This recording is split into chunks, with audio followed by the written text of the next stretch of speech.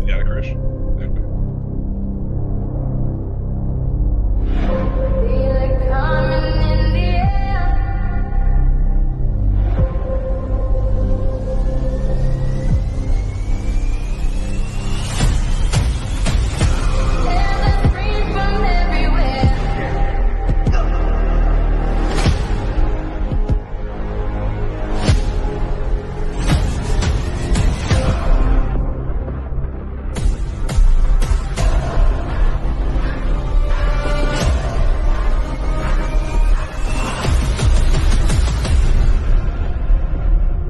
Only thing that's on my mind is who's gonna run this town tonight. It's a dangerous love affair.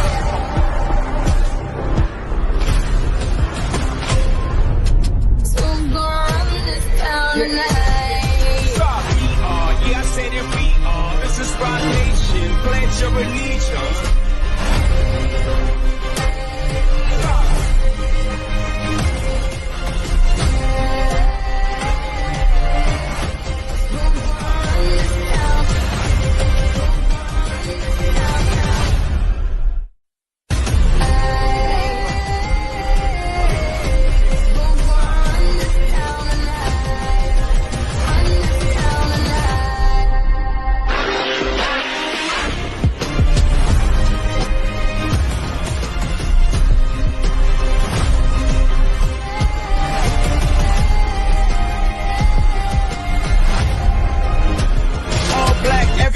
And our girls are blackbirds, riding with a diligence. Kid more than death if you boys really risen up. Keep it going, gets spun down, gets it away, and incomplete. Rams down. Final play of the game. In regulation. It is caught by Dyson. Can he get in?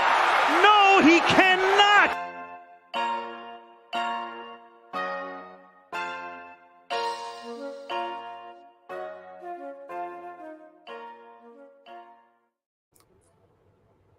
About that intro there, a little collaboration between Chris and Sam Shady here at Sam Shady Sports Network. Goal Line Stand, episode 3. Tennessee Titans fans, we apologize there for the end, but I mean, that was probably pretty brutal to relive as well. Tonight, I got Chris with me. He's back from vacation, so he doesn't have to be in some kind of weird corner trying to be quiet. And I got Justin Arth with me. Justin, welcome back. You know, you missed last week, but you got some things in store for you tonight as well. Episode 3. First and foremost, before we start off, guys, I just wanted to give a shout out to Damar Hamlin. Made the 53-man roster, Buffalo. Not that I think that there was any doubt that he would, but it's awesome that he's there. And as he continues his comeback story from that, you know, very scary situation last year that shook the NFL foundation, not just the NFL world, but all of football world to its core. Chris and Justin, let's start with you, Justin. You're not muted. So, Justin, how are you doing tonight, man? I'm doing pretty good. I mean, hey, just throwing with a couple of receivers, took a couple of calls from some teams and stuff like that today. So, yeah, sorry, missed last week. Had to do some stuff with my playing career, but we're all back ready to talk about the NFL. So, and it's a wild week. It's cut day. So, a lot to talk about. A lot to talk about. That is very true. Cut week, as you mentioned. Chris, how was your vacation? Welcome back. And nice to see that legendary brown chair with I'm assuming that hat you brought back from Spain, I'm assuming. Yes, sir. No, it was a great vacation, great opportunity to leave the country, kind of relax, recuperate. And today was my first day of senior year, so kind of get right after it, get right into it, get ready for college next year, and just been all business. For sure. You know, you were in Spain, and unfortunately Barcelona was playing in Paris, because otherwise I would have told you to hit an ELF game up while you were there. In that sense, you know. That would have been incredible. Yeah, no doubt. First and foremost, quarterback news. Let's talk about Trey Lance, because obviously the big news this past week from the last episode to this one, the former first-round pick, number 3 overall pick, Trey Lance, was traded to the Dallas Cowboys for a 4th-round pick. I kind of want to split this up into 2 perspectives. I want to first start with the San Francisco side of things, because on paper it's ugly. I mean, this situation is extremely ugly when it comes to San Francisco and Lance in particular. Justin, what are your thoughts on the San Francisco side, and is there any justification for what we've seen here with this? Yeah, I mean, if you're San Francisco and I've got some kind of, I wouldn't say inside information, but I mean, I kind of know how that operation works over in San Francisco since I was talking to them this time last year when they were saying, hey, we might bring you in as a UDFA. And then they drafted Purdy. So I kind of at least know the staff know how they try to operate. But I will say, like, man, I don't know what this quarterback room really looks like, and I'm not really sure that I have the faith in the quarterback room. It's not saying that I don't think Brock Purdy's the answer. I think Brock Purdy's probably the perfect quarterback for this job and for this scheme. But you do have to question Kyle Shanahan a little bit and look at the track record. Like, I mean, how he implemented RG3 and kind of ran him into the ground. And then you move forward to like the Atlanta Falcons collapse. And then you just continue to move along with like the Trey Lance situation now, and then the Brock Purdy situation. Like there's plenty of things that, although Kyle Shanahan is a great offensive play caller, and in my opinion, one of the top 5 offensive play callers in the league, his evaluation of talent at the quarterback position is good in my opinion. Yeah, there's been a couple guys that he's passed on, like your Patrick Mahomes and stuff. But at the end of the day, you need to work on the management skills. And I'm not sure what this quarterback room is really going to look like. So I'll end it by saying I think this is positive if you're Brock Purdy, that you have a coach that's giving you the keys to the kingdom. It's giving you the keys and telling, hey, this is the Ferrari, go run it. And we're confident enough that you're healthy enough to do this. So you can look at it from that standpoint. And if you're Brock Purdy, you're healthy, you're great. And I love it. But from okay, we trust the guy under center. If I'm just a football fan sitting on the couch, I'm not sure how I'm liking San Francisco right now. Yeah.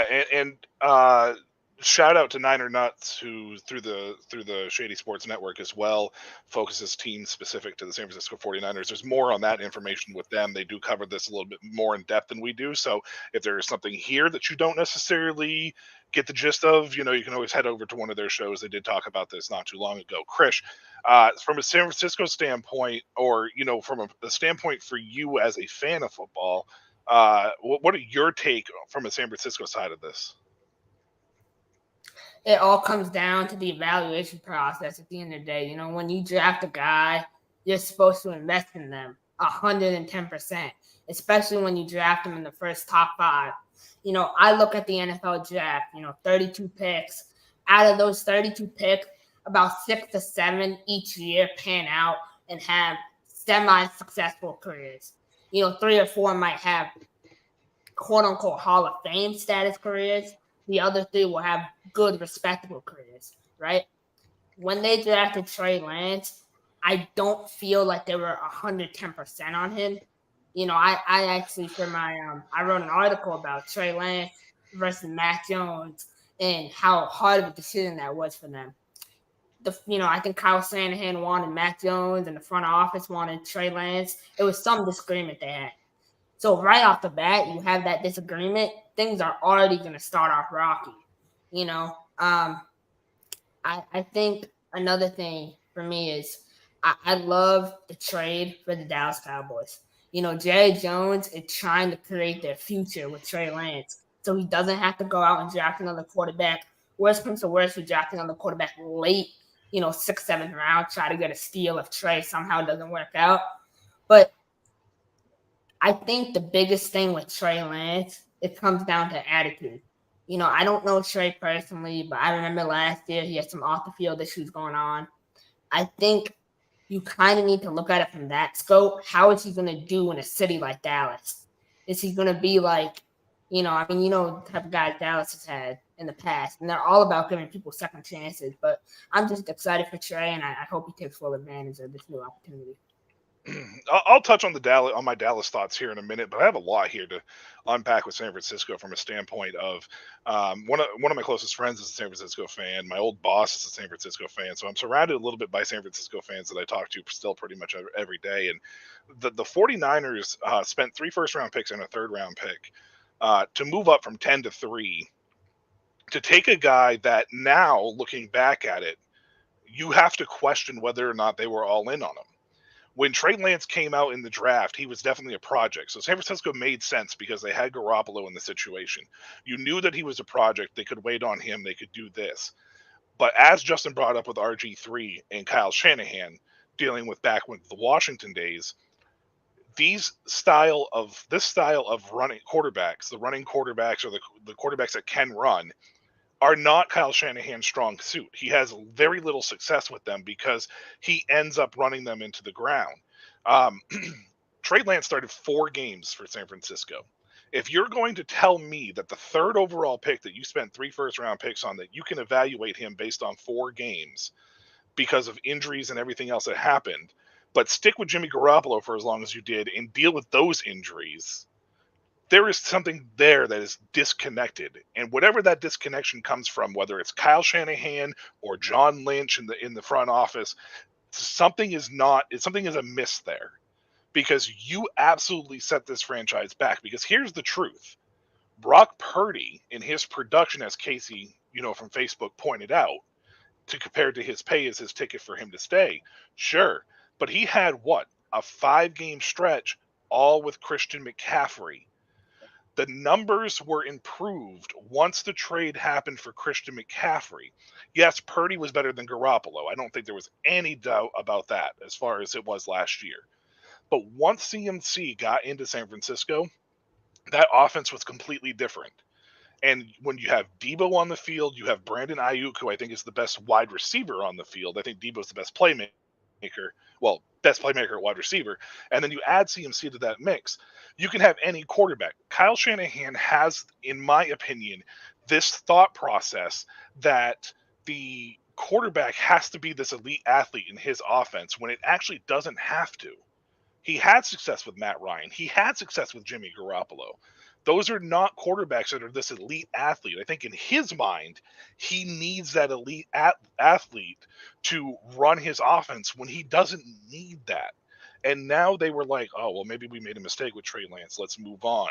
So we trade him for a 4th-round pick. It's dreadful if you're a 49ers fan, in my opinion. And primarily because even though Purdy played really well, and I'm happy for him as Mr. Irrelevant, the story, it's not, and I was a fan of him in Iowa State too. Let's not make that mistake. I was a fan of him in Iowa State. Is he truly, though, the guy that's going to get you to where you are? And the fact that you gave up on Trey Lance so fast, Brock, keep your head on a swivel, because they'll give up on you just as fast, especially as a 7th-round pick. Because if they gave up on him as the 3rd overall pick and 3 first-round picks, you can get the walking papers, Brock, if you're not doing what you're supposed to do. From a San Francisco standpoint, I think it's absolutely dreadful. Now, we heard Chris's thoughts on Dallas. Justin, Dallas, 4th-round pick. Are you a fan of this like Chris was? So that's what I was going to say. I can't even get my entire thoughts out on all of this because there's so many different angles we can look at it from. We can look at it from the Kyle Shanahan point of view. We can look at it from the Trey Lance point of view, the Brock Purdy point of view. Heck, you can even throw Jimmy G back in the fold and start talking about from the Jimmy G point of view, or just the quarterback scenario. So I've got all these kind of thoughts just kind of rushing to my head on what I think. But if we look at from the Dallas perspective, I'm still kind of scratching my head on this too. And maybe a lot of this kind of stems from my feelings about Trey Lance as a player. I think the 49ers took Trey Lance because of the physical upside that what he could develop into. You look at, he hadn't played much football. I can't pull the numbers off from the back of my brain, whatever, about how many games he played in college versus high school, and then even now. I think it was 13 at the college level, yeah. Justin. I think it was 13 he played. So even then, yes, there's been very successful guys that haven't played a lot of college ball, and in a way it's saving some tread on the tires, especially with like running back position, whatever. But if the quarterback's got the brain, they'll usually continue to develop and be fine, even with lack of games, lack of snaps, whatever. But you look at Trey, and it wasn't like he was a polished passer, but he also wasn't the super football IQ brain guy either. So you knew he was going to be a developmental prospect guy, but you're drafting him at number 3 for the physical upside and what Kyle Shanahan thought would take his offense to the next level. So You move forward to then Dallas. Yes, San Francisco cuts their losses, but then you move them on to Dallas. I'm not even quite sure Dallas is the right situation for him either. Now, I think sending a 4th-round pick is a good potential investment for a guy like Trey Lance if you still look at it from the potential upside standpoint. But if you look at it from salary cap implications and what he has shown on the field, I still think that's an overpay because now look at what you're doing to your salary cap next year. I believe Dak's at a $60 million cap hit if he doesn't sign an extension next year. And then Trey Lance is owed $5.4 million next year with the 5th-year option of the contract or the 4th year of wherever he's at in the contract. Which then affects guys like Micah Parsons, Trayvon Diggs, and other guys on that Dallas Cowboys roster that will need extensions if this team wants to be one of the better cores in football. I don't understand why you go make the move when Dak is serviceable. I like Dak as a quarterback. I think Dak can still be successful. I also don't think Dak is the long-term answer for the Dallas Cowboys, but I also don't think Trey Lance is either. So I don't know why you're paying this much, whether it's the $5.4 million or the 4th-round pick for a quarterback that you know will be the backup quarterback at least for 2 years, for you to learn about him, make the decision on if he will be what you turn the keys over to if Dak continues to throw interceptions and doesn't win you the big game. But we've seen that Dak Prescott can at least get you to the playoffs, and then your fingers crossed if you're in Dallas or Fort Worth that, hey, maybe we can win the big game at one point and get to a Super Bowl. So that's kind of my thoughts on it, but it's like I don't know why. I feel like you're ruining the team, and I think it's Jerry Jones trying to go make a big splash hit to put pressure either on Dak Prescott or, hey, put pressure on Cooper Rush. But I think Cooper Rush has played well in the times that he's had to step in for Dak. So I still don't understand why you go give up this much. It's for a backup quarterback that is not better than Cooper Rush, in my opinion. Yeah, and for me, I think that my biggest thing here from the Dallas side is it's similar. It kind of reminds me a little bit of the San Francisco side of things. Like when San Francisco traded for Trey Lance, I think they panicked. I think that they were afraid that sitting at the 10 spot that they weren't going to see a quarterback. Because I think that at the time, there was a lot of talk about whatever it is. Obviously, as we know, Mac Jones fell to 15 to New England at that point. But I think that what they happened was they panicked. They moved up to 3. And then I think they liked Mac Jones because they had a very Mac Jones-esque type quarterback already on roster. So I think that they were kind of like, okay, let's make this move. We'll go get Mac so that way we know. But I don't think they expected Trey Lance to be there. And everybody was Trey Lance this, Trey Lance that. So I think that they kind of fed into the media aspect of it. Next thing you know, it's a mistake, and Mac falls all the way to 15 when you could have got him at 10, stayed put, and not traded your picks.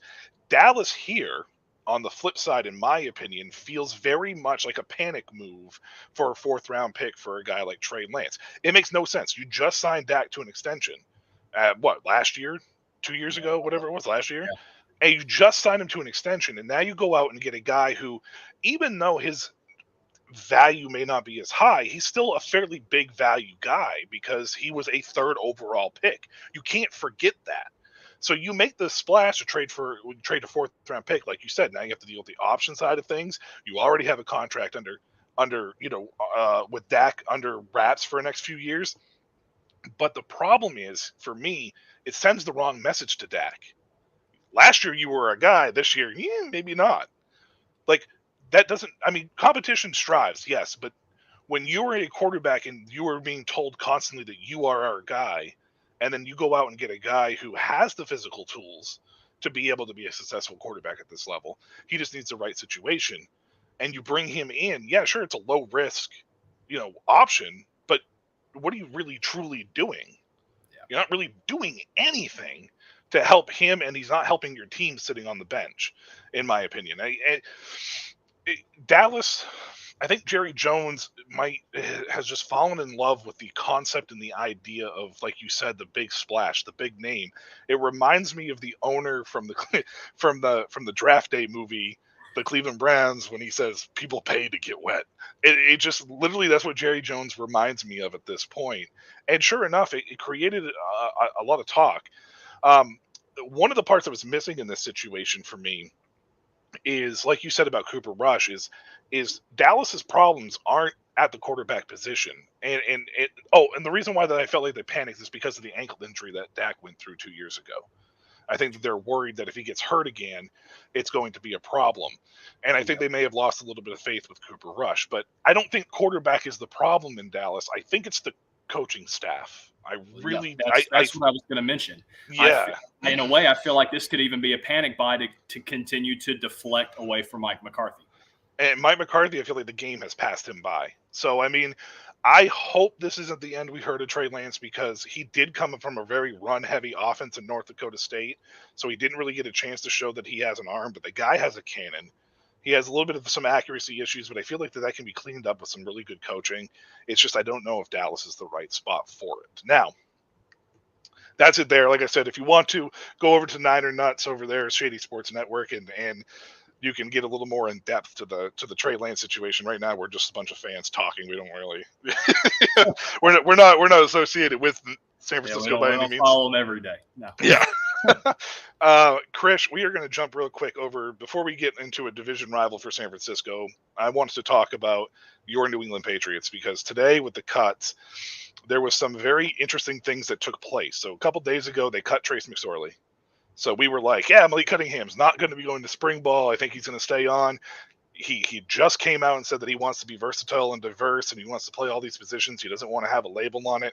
And then today, boom, Bailey Zappi waived, Malik Cunningham cut, leaving Mac Jones as the literal only quarterback on roster right at this moment. Chris, what are your thoughts on this? Because this baffles me. I guess. Yeah. So I was at a doctor's appointment when this all happened, and I was in the room, and I'm like, oh my God, Bailey Zappi just got cut. And so I'm walking with the person I'm with all the way around the doctor's office. And I'm like, man, I can't wait for Malik Cunningham. I'm so excited. And I have left my phone back in the main office. I kid you not, I come back 2 minutes later, and I look down on my phone. The whole walk, I'm talking about how excited I am for Malik Cunningham. And I see Malik Cunningham got cut. And I'm like, what the hell is Bill Belichick doing? I mean, has he lost his mind? And I find that funny because I've seen so many things on Twitter today. But out here where I live, and you probably know this, Michael, because you live in New England, right? We have local sports radio. And those guys go in on everything. So Felger and Maz, we got them. And I've heard so many things like they should go out and sign Colt McCoy, Jeff Driscoll, so many names. Justin Arth. Yeah. I mean, that would be a great option. But I think, honestly, the best right now, they're going to probably go after Jake Fromm. They're going to try to get Jake Fromm, in my opinion. I think he really fits the system and what they're trying to do. He's a pocket passer. But in the reality of it is they just want to make roster space. Maybe them not keeping Malik is them making a spot for Kayshon Boutte. It's weird what these teams do, where they like someone else they saw in free agency, but trying to bring them back both to the practice squad is a disaster. What I will tell you is from what I've heard inside the organization, I'm not highly connected to the organization or anything, but I've heard that Bailey Zappi and Mac Jones absolutely hate each other. Like, I've heard that Bailey's personality and Mac don't go hand in hand. And if they want to make I will say I know both of them. I played Bailey Zappi when I was playing at Texas Wesleyan, and he was at Houston Baptist, now Houston Christian. He's a different personality than Mac, and obviously I know Mac through Tom House. They are completely opposite personalities, so I can see that. Yeah, no doubt. And them making these moves is them making a statement, being like, Mac is our guy, boom or bust. And I love it. I'm happy that obviously I wish Bailey the best of luck. Bailey's a damn good quarterback.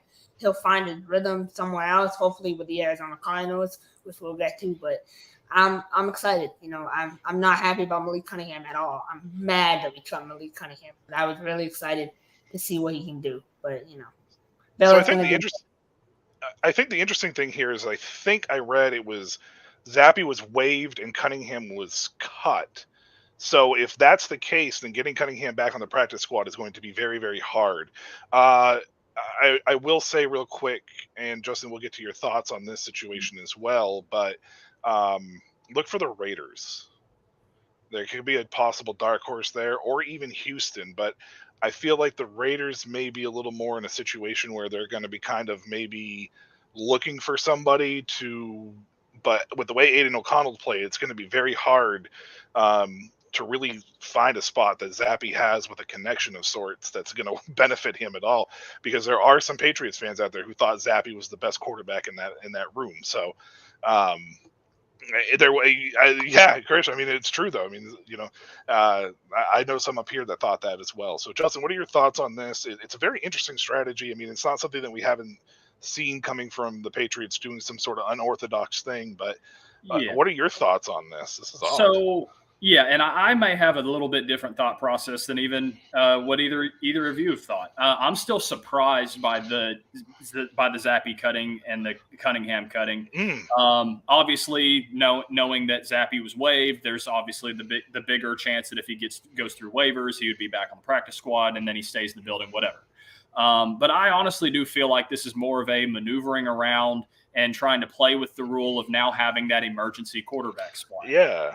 So like I can in a way, like Christian said, like they might be cutting quarterbacks to open up roster space to have other guys for week one due to injuries, whatever the case may be. And then using a roster spot like the emergency quarterback spot on like a guy like Colt McCoy or Jake Fromm or whoever they would go sign off waivers or whatever. Now, I will say Jake Fromm probably would fit that scheme very well. I know Bill Belichick loves his Georgia Bulldogs, whether they're offensive guys or defensive guys. Yeah. He just loves the University of Georgia and what Kirby Smart and him do. I can see that happening. I do think Zappe stays, and Zappe may be the practice squad guy, and a guy like Fromm or McCoy, whoever, is the emergency guy to where it doesn't take up roster spots. But no, I mean, I think it's them trying to get a little bit more creative with trying to use the NFL rules to add an extra skill position or like a position player or a lineman or whatever they need on the roster there. I mean, now I hadn't watched the Patriots in preseason, so I can't truly tell you how Zappe played and Cunningham played off the top of my head. But I mean, I knew Cunningham would probably be on the outside looking in. Zappe, because of the draft capital of what they gave to get him and the talent that I think he does have, would probably be the guy that would have stayed. Not saying Malik Cunningham's bad at all. He's not at all. But draft capital comes into play, of course. Of course, yeah. You have to kind of play the politics of the NFL at that point too, and that's where, if I put my GM head on, that's where I'd probably lean towards as well. So, but no, I just think it's Bill Belichick and this front office staff trying to get a little more creative. Although it is really weird, but I could see Bailey Zappe landing in a couple different places too. If a team like Arizona or a team like Las Vegas needs the backup quarterback, likes the upside over him, over like a guy like O'Connell or anything that Arizona has, because again, they don't even have a starter that I even believe in, since Kyler's probably going to be out all year, knowing Call of Duty comes out in November and all this other kind of stuff.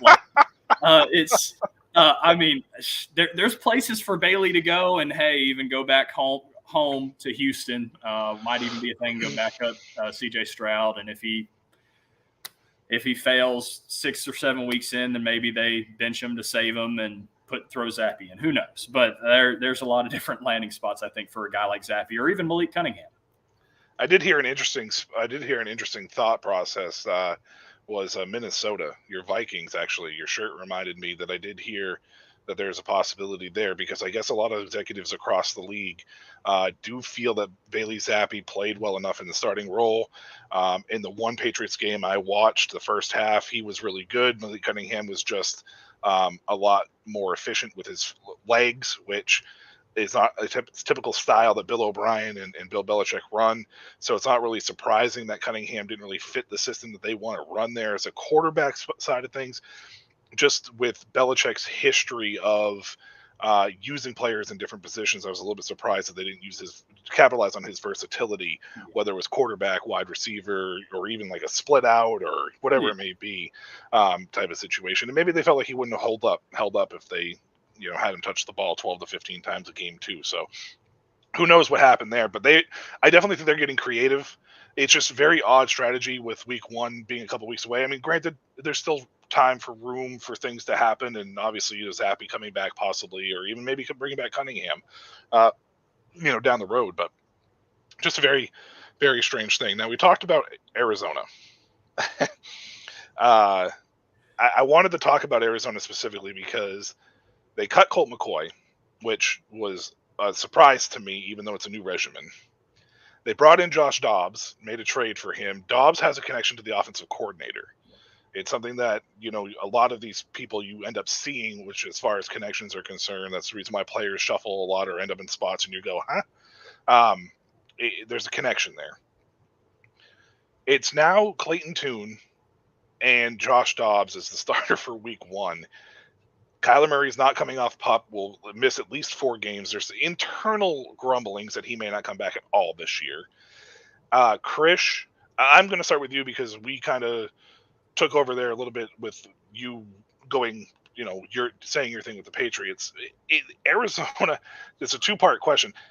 Arizona, in my opinion, is on pace to be the first overall pick in the draft next year, unfortunately for you Cardinals fans that may be out there. What is your take on this quarterback room, and do you think that this might be kind of a sneaky way to basically said we're moving on from Kyler Murray so we can get Caleb Williams for next year? The NFL is a evil, cutthroat business. Like, it's so evil, but I love Kyler. I enjoy watching Kyler. I think Kyler, the person, is different from Kyler the player. I think Kyler is trying to throw himself out of the league. Playing video games is something that I love to do. But when you're an NFL quarterback, he lost a lot of respect from a lot of people. Patrick Peterson is someone who's so respected. And for him to go out on a podcast and say Kyler was FaceTiming his girlfriend at halftime of a playoff game when they were losing, put the AirPods in, that's as immature as it gets. So, but to be honest, I don't know how mature Caleb Williams is either. Caleb Williams had his whole thing last year, so you kind of have to look at the maturity of both players and see, am I really getting what I want out of Caleb? To be honest, I think Caleb is still hurt. I watched USC last week. He didn't look 100% at all. He had a great game, but he's limping around. His knees are not 100%. So I wouldn't risk a number 1 overall pick on him yet. If you look at the current state of the room, right, you have Clayton Tune, you have David Blau, and you have Josh Dobbs. Blau got cut. Oh, Blau got cut today? Yeah, Blau got cut today. So they only have 2 now? They only have 2. It's just Clayton Tune and Josh Dobbs. That's it. Okay, so Clayton Tune and Josh Dobbs. Josh Dobbs will start. That's pretty obvious. It's going to be a tough year for Jonathan Gannon, first year in the league. But being a head coach, I like Josh Dobbs. I was a fan of him in Tennessee last year. I enjoyed watching his final couple games. I'm not saying he's anything amazing, but he can make plays here and there. But for me to say Josh Dobbs is top 32 in the NFL, it's like I'm a huge Cam Newton guy, and I'm not saying Cam Newton will come in and be whatever, but they really need to sit back and look at their options, or they can just tank away the season and go for the number 1 pick. I think that might be part of that this whole plan, to be honest with you, Krish, man. I hate it. I hate tanking in sports. I really do. So speaking of Jonathan Gannon and Justin, I'm going to come to you here. I want to get thoughts on this as well. The 2 questions I posed to Krish, but this as well. Jonathan Gannon went on record yesterday and said that he is not going to name a starter for week 1 because he wants to keep that competitive advantage going against my Washington Commanders in week 1. You're laughing. I was laughing. I understand that he wants to put that he has faith in this organization and this team that's in front of them. But that is that really actually a competitive advantage at all if it's those 2 quarterbacks you're picking from? No offense, no offense to either one of them by any means. Yes. They're playing in the NFL and I'm not, but I'm just saying, is it on the NFL level? Is it really a competitive advantage? That's my question. Yeah, Josh, if you see this, I'm not talking bad about you at all, buddy. You're good. And I'll see you in off-season training next year. But no, when you've got these 2 quarterbacks as the 2 quarterbacks you're going to roll out or potentially roll out there, And then you have this bad of a roster around the quarterback. I don't know what competitive advantage you have other than saying, oh, well, we can be one of 800,000 pages in a playbook, and you don't know what formation we're going to come out in, even though all of our players are trash. Like, I guess that's where he's getting from. But obviously, I think it's more just the PR statement of like, hey, I still have faith in this team, even though on paper it looks really bad. But yeah, I mean, but no, from the quarterback standpoint, Dobbs is obviously going to be the guy that starts week one. He's proven and shown flashes at times, and very, very smart guy. You probably already know, but like he took classes with NASA and did stuff with NASA, like internships and stuff like that in his off-season work, and still works for him in his off-season. So, I mean, he's very, very smart kid, even though he's a little bit older than me. He definitely can do a good job, but it's going to be hard knowing that there's really nobody around him. So it's going to have to more be, hey, what does Gannon have as a coach, and how can he scheme things open for guys that are probably the 32nd best player at their position per team in the NFL? Like, but no, I mean, the financial investment that you have in Kyler, I think it's hard to move out from him, at least for the foreseeable future. My guess is maybe the next 2 or 3 years, it's hard to move from him. And so you're looking at him as, if you do like your Drake May or you do like Caleb Williams, then this would be the season that I guess, you go throw your Josh Dobbs, or hey, Bailey Zappi comes in here to prove what he has, whoever you throw in at quarterback, it's a prove what you have, try to go tank for the number 1 overall pick. But what would end up happening is they fall to number 3, because the teams that try to tank actually end up with like number 3 or number 4 overall pick. Right. It happens every time. So, I mean, it's just, all right, have Kyler as the bridge guy if you do decide to go a different direction quarterback. But I think what they need to do is, although I'm not the biggest fan of what Kyler provides to an NFL team anymore, I still think he can be serviceable. And so I think you have the quarterback position kind of locked down, at least for a little bit, while you try to sort out the talent around him, to where then when it's easy to move off of Kyler, you're bringing in a quarterback to a good situation. So that's the way at least I would build it. So for me, the way that I was looking at it from a GM perspective is, if you're going to move on from Kyler, you're going to want to do it at the end of this year. And you're going to eat that dead cap space for next year, because you're already in a rebuild mode. Yeah. So, like, keeping Kyler with that contract is not going to do you any good. So you're going to have to eat it one way or the other. If you do end up going through a rebuild and then saying quarterback is going to be our guy, because this GM was not the one that drafted Kyler, and this GM was not the one that gave Kyler the extension. So this is a whole new regimen coming in this year. And I know that there was a lot of people that questioned whether or not Kyler was even really worthy of the first overall pick. They felt it was a Cliff Kingsbury thing, and Steve Keim kind of fell into it. And a lot of people in Arizona have been very unhappy with the overall results in that situation. Now, Kyler has shown flashes, but he's dynamic in the open field. But you don't want to be dynamic in the open field as a quarterback. And when you're constantly rolling right out of the pocket, which is what Kyler Murray has done his entire career, eventually it ends up catching on, and NFL teams start saying, well, this guy rolls out of his right, we'll just have to put a spy over in that direction, and the next thing you know, you're not successful, which, again, is something that's been going on with Kyler for the last couple of years. Now, if there is an opportunity and chance for this to happen, and if Kyler is not as dedicated to football, because let's face it, the Call of Duty clause in the contract was concerning, and the only reason why Kyler was pissed was because it came out. He signed that contract before it came out, so for him to be like, oh, I didn't have that clause, you did, because it came out afterwards. You just were trying to save face and had to have it annulled, amended, whatever it may be. So you have to figure out if you're dedicated to football at this point in time for yourself, because teams are not going to take that chance with you. It's a complete opposite of the Trey Lance situation, where it was more the team gave up on him than it was really his own doing per se. I think that Arizona is moving on from Kyler at the end of the year. I think they're going to eat the dead cap space. I think they're going to bring in a rookie quarterback next year. They have 9 picks in the draft right now as it is. I think they're going to still maneuver. I think Hollywood Brown might be on the move before the trade deadline this year as well, to try to salvage back what they can from that situation, because he's really the last serviceable piece with any like high value. They might get something for a couple of defensive pieces, and James Conner might, if there's injuries down the road. But we all know the running back situation. We talked a little bit about it last week. That market's a little bit off at this moment in time. We're gonna move on to Krish. This is a segment for you. Well, I say it's a segment, but I'm going to give you the floor here. I don't have a lot to say in this situation, but this is your wheelhouse. Betting on the NFL and the gambling side of things, and how has it changed the NFL?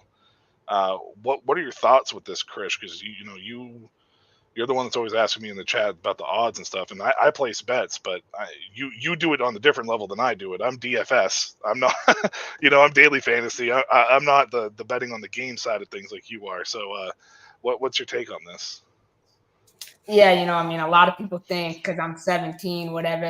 I'll admit I have a bit of a betting addiction. I'm always looking at lines in school. I think about lines when I go to sleep. I eat, sleep, and breathe sports betting. But for me, I look at the NFL, and obviously there's been a bunch of players suspended because of it. I think it takes away from the integrity of the game. It's always been around, but now it's more publicized than ever. And you have a lot of these younger players who could get away with this in college, right? You can get away with this kind of stuff. And it really concerns me. Iowa State may have something different about that. They may have something to say about that. I feel like, I'll say this. When probably at smaller schools, right? I feel like obviously if you're at Alabama, Georgia, they'll know. But if you're at an FCS or a lower Power 5 school, I feel like it's easier to sneak under the rug. Like that quarterback at Iowa State was doing, right? With the, getting other, his cousin to bet on the games for him. I feel like you can get away with that easily. But he didn't get away with it, though. That's the thing. He's been suspended for life, pretty much, and he's not welcome back. It's true. But the way he went about it, I think overall, I think betting is a great thing, gets people involved. But I also think that the NFL needs to take a hard look at it, and they need to figure out, suspending Jameson Williams for 6 games. And then you have Isaiah Rodgers. How long is he suspended for? A year? At least a year. So, but there's a reason for that, though.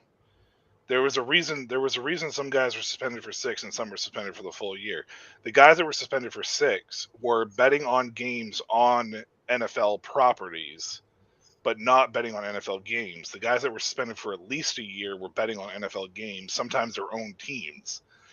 So that was the difference. That's the reason why some guys were suspended for full years and other guys were only suspended for 6. But how do you feel it's changed the NFL? That's kind of where I think it is a big thing. Is how do you feel it's changed the NFL? Changed the NFL. I think it's made it more accessible to the normal fan. I also think it's increased, I guess. I think players will say they don't care about lines and they don't care about all those things. But because, obviously for PR, they can't say I know I'm going to, my team is plus 7.5. People care about these things, people invest in these things. And when guys know they have so many people counting on them, I feel like it only makes them want to go harder per se. But it's just concerning to me that we see guys getting suspended as talented as those. And I hope as the years progress because it's only going to become more and more accessible to people, that we don't see more guys get suspended and, hit that a leash. I'm not surprised as a league, the NFL leaning into the gambling side of things and promoting it primarily because it brings eyes, it brings money. It's a revenue streamline because of the eyes that are paying attention to the product. I don't think it's necessarily changed the NFL in a certain sense, except for I think a lot of the league rules have changed to kind of give offenses a little bit of advantage, a pretty good significant advantage for the most part, because they want to increase the scoring side of things. to make games more exciting, so more people bet on them. Justin, do you feel that that's a problem? Do you think it's smart for these leagues to kind of lean into it? And from a player perspective, like the best bet would just not to be bet on the same sport that you play. That would be my guess. You know what I'm saying? Like, yeah. So if obviously I went to school when I was in college, played college football, whatever. I got my 2 business degrees. So let me put the business hat on for a second. Yeah. From the NFL as an organization has to lean into gambling. It's another source of income. It's another set of marketing. It's another set of eyes. It's a whole ecosystem in itself. And now you have a team in Vegas. It's almost a necessity that it needs to happen. Right. But the real question is now, as a player and as a league, in terms of like looking and like governing players, how do you then truly put in place rules to do so? I think the NFL's fine in what they've done. There's probably better ways of policing it. Don't have any ideas, so I can't give any off the top of my head right now. But no, I mean, for me as a player, I'm not even someone that even bets on anything, whether it's basketball or baseball or whatever. Like, let me just watch the sport. Let me enjoy the sport. The only, betting that I do is like a $25 entry fee for a fantasy football league. So I guess that's my betting that I get. And then obviously if I'm signing an NFL contract, I'm probably not going to be playing even ESPN fantasy football anymore, even though it'd be great to draft myself and at least see myself on a fantasy roster, whatever. But, But no, I mean, I think if you're a player, you just don't go anywhere near the betting whatsoever, especially for your own sport.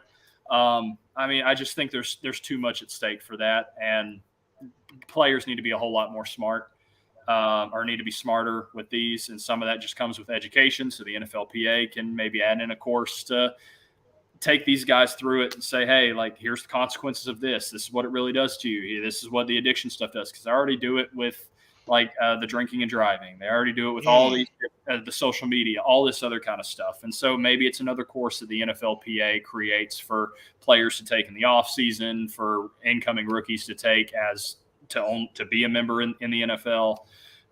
But no, I mean, if you're a player, my stance is don't even go near betting. It'll ruin your entire career. Yeah, I kind of feel like that. I feel like there might be a good lesson learned if the NFL or the NFLPA decided to hold like little seminars and some of these young cats and let them know about the so I just want to let you know that Pete Rose.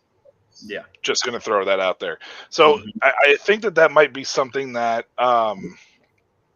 it would be a good idea to get it into. But I agree with you that the NFL as an organization definitely needs to lean into it, and it's definitely smart for them to lean into it. But at the same time, I think they need to find the way to be able to help any type of gambling addiction and make sure that they do the warnings and let people know, like, hey, like, it will ruin your life type of situation for sure. So exactly. And so, yeah, some of that's the education piece.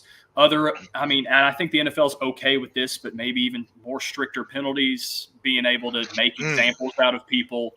Because, okay, I'm 25, I'm still at NFL player age, whatever, but some of these kids are 21 years old, fresh out of college. Right. Yeah. And now they're getting NIL money, so they have plenty of money to dispose of and buy whatever they want. Now you're adding another $35 million, whatever, guaranteed if you're the number 1 overall pick. So you're giving kids that don't really even know what this money does in the world all this kind of money to go do stuff. And what is like our generation, like, or my generation used to doing? It's $25 on this Madden game. I bet I'm gonna whoop your butt. Like, right? Yeah. It's kind of in the framework of my generation, and so it needs to be policed better. And unfortunately, for some people's careers, the NFL maybe even needs to take an even harder stance on it to say, hey, this is what happens when you gamble and bet on NFL properties or even just on NFL games in general. Like soccer, I think you can go look at soccer over in Europe, and there's plenty of things like that where you see a goalkeeper letting goals in because he put some bets on the game and he wants to make money on it. You don't need to get to that standpoint because people are already talking about the NFL scripted. People already talk about tanking for the number 1 overall pick. And you don't need that in addition to what the conversation already is. Yeah, for sure. I think these players need to get Marshawn Lynch's and Rob Gronkowski's numbers. Is what I think they need to do, and see how to really manage your money in that front. Justin, before last week, you had mentioned that you wanted to do kind of like a little bit of the prediction stuff just to kind of move along. MVP, Offensive Player of the Year, Defensive Player of the Year, Rookie of the Year, kind of like a little bit of a way too early predictions for these awards. Chris brought it back up because we didn't do it last week, so let's do it this week. We'll start with you because it was your idea you brought to the forefront, and we'll start with MVP, of course, because why the hell not? So yeah. So to make it quickly, I'm only going to say a name, no explanations why. Joe Burrow, NFL MVP. Wow. Okay. All right. Chris, Mac Jones, Bailey Zappi. No, my 2023 MVP is Justin Fields, quarterback from Ohio State, and he played for Chicago Bears. Justin Fields. Oh, okay. I'm going to go with a Justin. I'm just not going with Fields. I'm going to go with a Justin Herbert. I think the Chargers spin it around this year, and I think that he has a sensational year. Offensive Player of the Year. I don't think they do NFC and AFC. I think it's just one across the board. So, right? I don't think they do one for each. I believe so. I broke mine off into NFC, AFC. Do them then. Yeah. So no, if we're going Offensive Player of the Year, AFC, I'm back and forth between your Jamar Chase or Justin Herbert, but I'll give it to Justin Herbert. And then if we're looking NFC, let me find it on my notes real quick. If we're looking NFC, where are my notes at here? Give me, where's his name? Jalen Hurts. Jalen Hurts. Okay. Back to All back. right. That's going to make the Eagles fans on the network very happy to hear. Chris, what about you? AFC Offensive Player of the Year, NFC Offensive Player of the Year? So mine is kind of unique. My AFC Offensive Player of the Year, Jamar Chase. It was hard between him and Kendrick Bourne, but I know I'm really high on KB this year. I think he's gonna have an outstanding year. But NFC, not a name I expected to hear at all. Yeah. Go ahead. I would say it's NFC is very difficult for me, but I'm gonna go Geno Smith. Geno Smith. Okay. AFC for me, Trevor Lawrence down there in Jacksonville. And they got some big things cooking. And I think that he's going to have a sensational year as well. And then in the NFC, I mean, I don't even, your boy Justin Jefferson. I mean, it's just, there's no, my bias to Sam Howell just because I'm a Commanders fan, but I mean, Justin Jefferson is just one of the best wide receivers I think I've ever seen play the game. And when his career is all said and done, he's going to be up there with one of the all-time greats. So, Justin Jefferson, it's hard to believe. You believe he had 309 people, wide receivers, rated higher than him coming out of high school. Yep. He was a 3-star recruit, and he wasn't even going to make the LSU roster until somebody told him, hey, that's my cousin. Like, just he won't disappoint you. And next thing you know, he's a first-round pick and now one of the best wide receivers ever. It's just an incredible story. We'll get into that later. Defensive Player of the Year, we'll do AFC, NFC as well in this situation too. I'm sure you have it broken down, Justin. So what do you got here? Yeah, so my notes are completely all scratched off, so I'm going off the top of my head. Give me Sauce Gardner in the AFC, and then NFC. You know what? I'll be a homer. Give me Danielle Hunter. Great Danielle Hunter comeback season. Vikings defense get some pressure. There we go. How about for you, Chris? AFC, NFC. You got a Defensive Player of the Year here? Yeah, I gotta go with Sauce too. And my Defensive Player of the Year is going to be Tariq Woolen. Okay. You loving the Seattle Seahawks situation over there, huh? I am going to go with apparently I'm loving the Jacksonville Jaguars situation. I'm going with Trayvon Walker for Defensive Player of the Year. I think he's going to be an absolute monster this year. There's so many talented players, though. It is so hard to just put that right on and just say him for sure. Like Sauce Gardner, obviously, is a great choice. The NFC, man, geez, I don't even. The That's why I just NFC. pulled the Neil Hunter off the back. It was the first defensive play in the NFC that came to my mind. Yeah. I wanted to be Chase Young. I mean, that's just again a bias for me. But Micah Parsons. I think That's Micah probably Parsons a safe pick. is going to be. Yeah, it's not a sexy pick. That it's pretty much the safest pick you could probably have. But dude is just legit. Rookie of the year. We'll keep it from offense defense. We'll just go rookie of the year. Okay. Straight up, just because I mean it's so hard on the defensive side of things. It could be from anywhere. So yeah. Offensive rookie of the year, AFC, NFC, Justin. I mean, I think it's going to be hard for anybody other than Anthony Richardson to win it on the AFC side, especially if he looks any promising because where the hype's at. I mean, C.J. Stroud obviously is in the conversation, but Anthony Richardson with the Colts. And you know what? I'll go different from the grain. Give me Jackson Smith and Jigba in the NFC. Seattle again. Seattle getting all kinds of love here. Chris, you gonna go Seattle here too? Well, go to the AFC first, then. Man, you stole both my picks. Honestly, those were both my picks. Yeah, this is what happens when you lose your notes. I felt like I had good notes, and now I'm just kind of looking at your betting odds on people to win awards. And you know what? No, fine. Bijan Robinson. I'm changing my pick. Falcons homer. There we go. I mean, NFC Bijan Robinson is my pick. So I mean, I don't. It's honestly, I think it's going to come down to him or Jahmyr Gibbs on the NFC side. But I'm going to go Bijan. The AFC. Will Anderson, if he starts in Houston,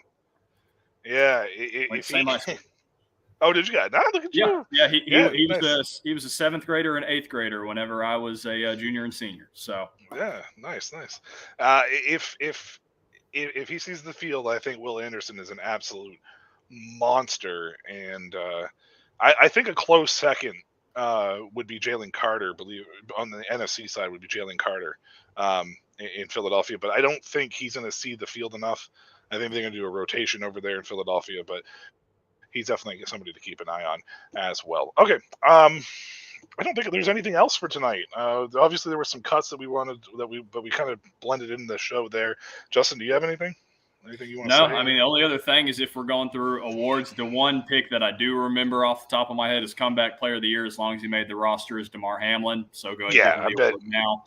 But no, I mean, it's great that he made the roster, and hopefully he can continue the NFL career and actually be a really, really, really good football player and go contribute for the Bills defense. So I'm glad to see him on the roster. Yeah, I think comeback player of the year, man. And and just to be honest, we're not shunning the special team side of things. It's just it's very hard to predict what you're going to do with the special teams because injuries happen. They rotate returners. You could always go with a kicker and punter just to be safe, but it's just that's not as much fun. So we're not shunning the special teams. They're very important to football. We're just the special teams player of the year will be a sensational thing. It's just it's hard for us to predict it in that sense. But the NFL should just announce comeback player of the year right now because I don't think there's anybody else coming back from death to play football. So DeMar Hamlin I'm very, very happy to hear he made the roster and can't wait to see him week 1 a week from now, or about a week now. What, 10 days left? Yeah, right at about 10 days. Yeah. Chris, do you have anything else here to close out the show here tonight? We're creeping up on the hour mark, and we covered a lot tonight. So yeah, no, great show. Appreciate you guys for all the support. We're right there. We're almost there. I'm really excited for the season. I got week 1 of college football this week, so really excited for that. But I mean, overall, I think we have a great season on our hands. And let us know in the comments anything else you want to see for sure. Yeah, for sure. And I wouldn't be doing my hosting duties if I didn't say go over to YouTube, hit that subscribe button here for the Shady Sports Network. For sure, this is the Goal Line Stand, and I don't think there's anything else. So until next week, guys, have a good one, man.